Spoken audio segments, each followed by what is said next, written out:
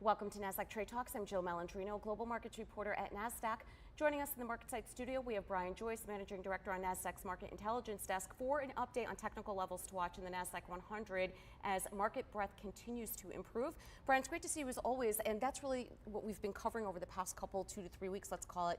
That market breadth is in fact improving, and it's not just the 7 to 11 names that have been leading the way for a good part of the year. Yeah, we've been harping on this over the last few weeks. It's really in April and May as the NDX was really moving significantly higher. That rate of change was accelerating.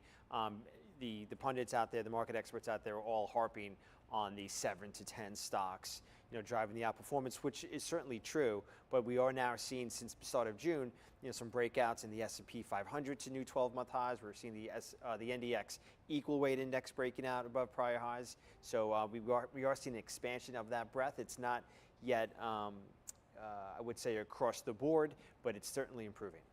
So let's take a look at your first chart here with some fresh levels to watch in the Nasdaq 100. Yeah, just so on the Nasdaq 100, we're up about 38% year to date. Last week, we harped on that 15,166. It was the highs from February and April of last year, which was then resistance at the 200-day average or the 40-week moving average. And so we did see a pause this week. So not surprising this week. We've had a sharp run up over the last 4 or 5 months in this index. And so we'll stair-step it along the way.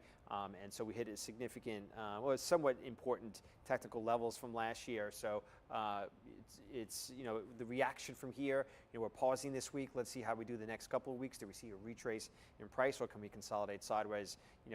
Looking at that can maybe give us some indication as to how big of the correction we're going to see going forward. Let's talk about some other areas outside of the Nasdaq 100 and the other major averages. The home builders have really been doing well this year.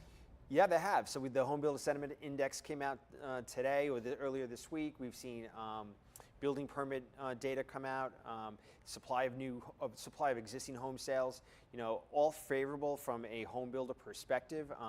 So if we look at the Home Builder Index, it declined over 41% back in 2022 from its highs, a significant decline, and we've recovered nearly all of those. If you look at the ITB ETF, it's a commonly traded ETF for the home builder stocks. Another popular metric is the S&P Home Builder Index. We could see this 3 weeks ago broke out to new all-time highs. So certainly not the type of price action that you would see in a bear market.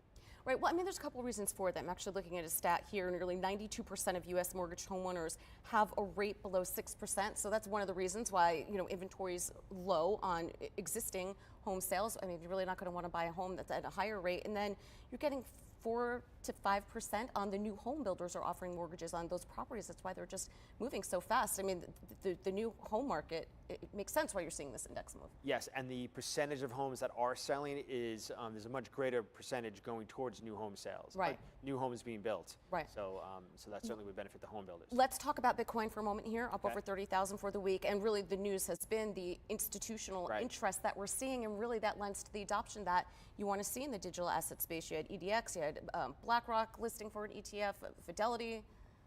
Yeah, and if you look at the decline, so we want to go way back when we've seen major corrections in Bitcoin. Since its inception, we had an 81% decline in 2011. In 2014, that was 86%.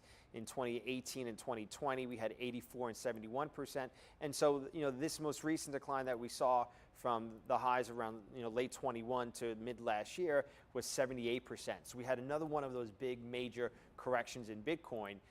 And now what we're seeing is, if we look at the daily period chart, yesterday we were up over 13. I'm sorry, yeah, yesterday. I should say last week, we had up over 13%. We broke out of that declining price channel in place of the last couple of months, and we're stalling right now back around that 31,000 level. And if we flip to the weekly period, we can see that 31,000 level was a prior high back in March, and it actually goes back to significant levels on the way down in May of 22, and where we had a significant pullback back in May of 21.